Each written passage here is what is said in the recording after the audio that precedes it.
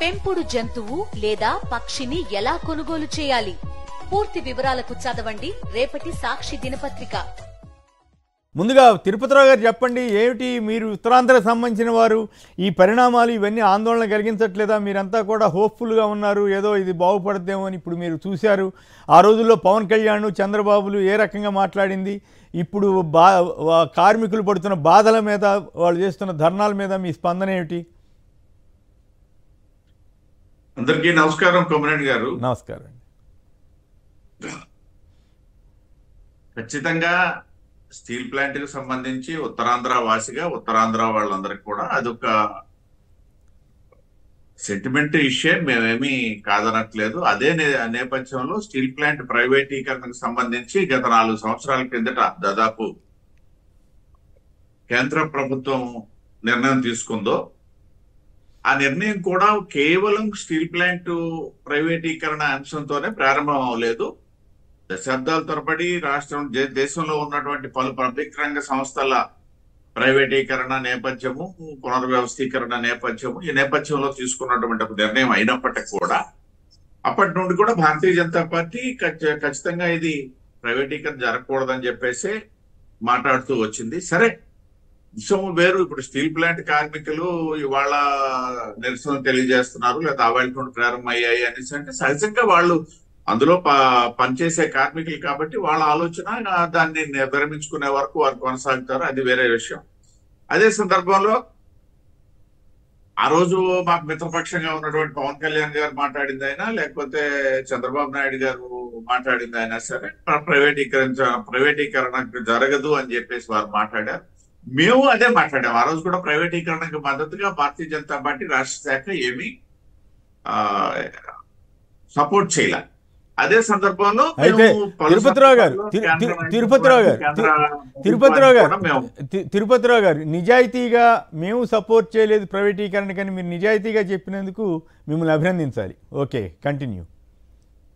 అయితే ఇవాళ కూడా ఎస్ డెఫినెట్ గా ఎంత ప్రాధాన్యత ఉంది అనే దానికి కేంద్రంలో కేబినెట్ ఏర్పాటైన తర్వాత, ఉక్కు శాఖ కేటాయింపు జరిగిన తర్వాత కుమారస్వామి గారు దాదాపు 1-2 విజిట్ లోనే స్టీల్ ప్లాంట్ ని సందర్శించడం జరిగింది.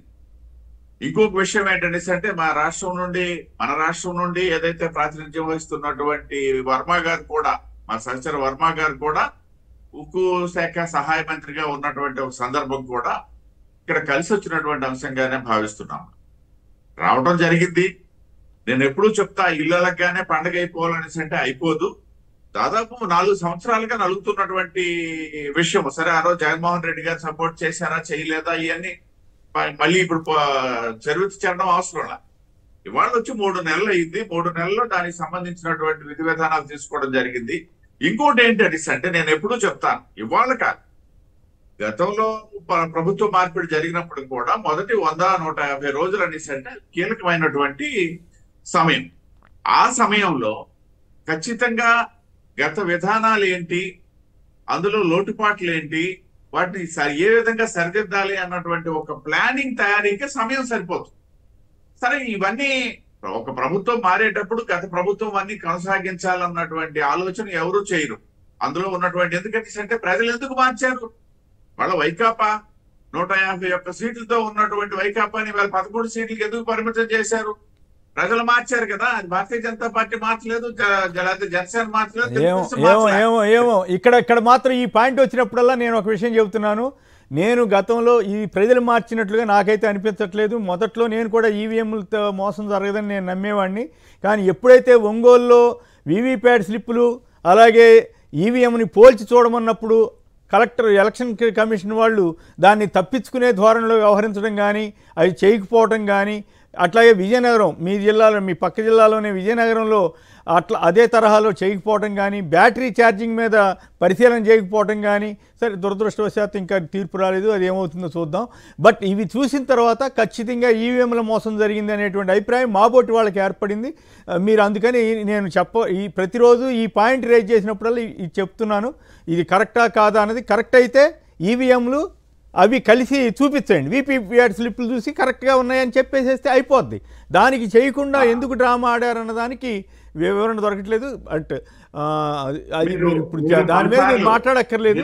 బట్ ఈ విషయం మీద ప్రజలకు ఒక క్లారిటీ ఇవ్వడం కోసం నేను ఈ ఒక్కటే నా విజ్ఞప్తి, ఎలక్షన్ కమిషన్ ఇప్పటికైనా సరే రూల్స్ ప్రకారం వివిప్యాట్ స్లిప్పుల్ని ఈవీఎంని పోల్చి చూడండి, ప్రజలకి అనుమానాలను నివృత్తి చేయండి. అంతవరకు దీన్ని ఈవీఎంలో ప్రభుత్వం అనేటువంటి విమర్శలకు ఎదుర్కోక తప్పదు అనేటువంటి పాయింట్ మీద చేస్తున్నా. ఇక విశాఖ స్టీల్ గురించి చెప్పండి.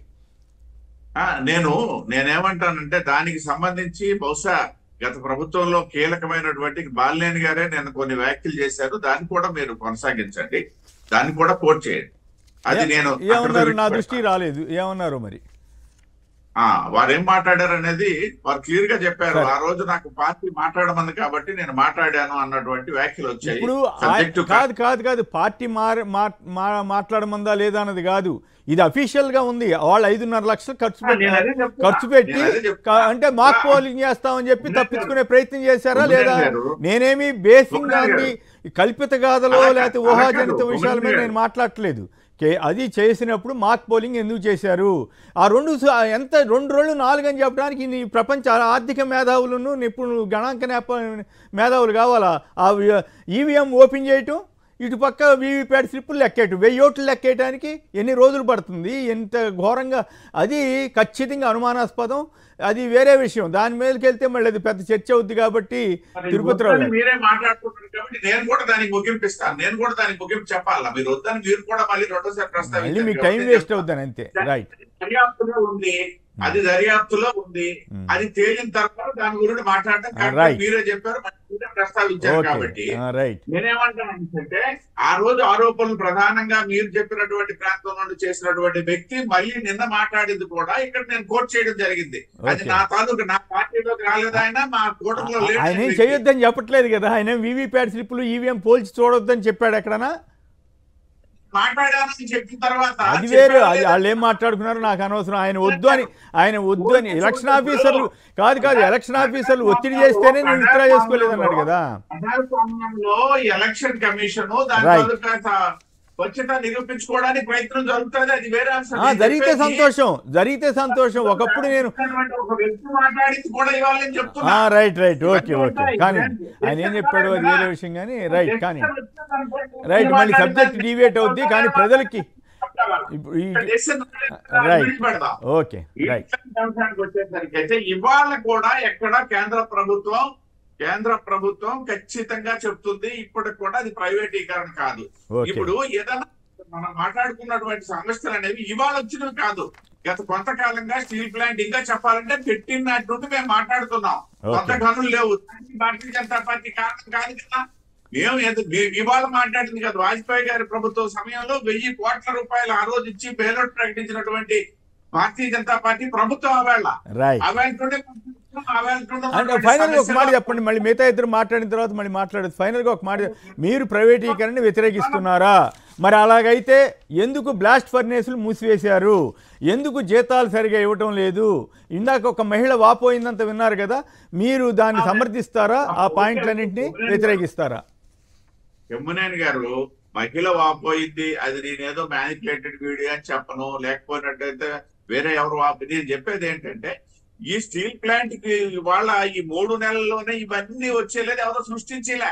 ఇవన్నీ ముందు ఉన్నాయని చెప్పేసి మొదటి నుండి కొట్లాడుతున్నాడు. ఒక సందర్భంలో 2 రోజులు సరిపడా బొగ్గు నిల్వలు లేనటువంటి సందర్భం, ఒక సందర్భంలో ప్రైవేటీకరణ ఆపుతారా? ఫైనల్ గా చెప్పండి, ప్రైవేటీకరణ మీరు వ్యతిరేకిస్తారా? నేను క్లియర్ గా చెప్తున్నా, మా మంత్రులే చెప్పారు ప్రైవేటీకరణకు సంబంధించి ఎటువంటి ఆలోచన అవసరం లేదని. అంటే నిన్న ధర్నా జరిగింది ఇక్కడ, మన ఇగో హిందూలో వచ్చింది మూసివేత దిశగా విశాఖ స్టీల్ ప్లాంట్ అని, అందుకని ఈ చర్చ అంతా కూడా రైట్. మళ్ళీ పేపర్ తాలూకా ఫ్రంట్ పేజీకి ఇంకో ఫ్రంట్ పేజీకి సంబంధం ఉండదు, ఎవరి ఇష్టం వాళ్ళది, ఎవరి పేపర్ వాళ్ళది. అట్లాగా హిందూ పేపర్ ఇచ్చింది, హిందూ పేపరు ఆంగ్లపత్రిక కాబట్టి రైట్. చెప్పని విషయం ఒకలాగా వర్ణిస్తారు, పేపర్ కాదని చెప్పేది. సాక్షాత్తు కేబినెట్ మంత్రి మరియు సహాయ మంత్రి, ఉక్కు గనుల శాఖ సహాయ మంత్రులు ఇద్దరు చెప్పినటువంటి మాట. అది కూడా అవ్వలేదు, ఇప్పుడు అప్పుడే ఇళ్ళకి పండుగ అయిపోయిందని చెప్పి రైట్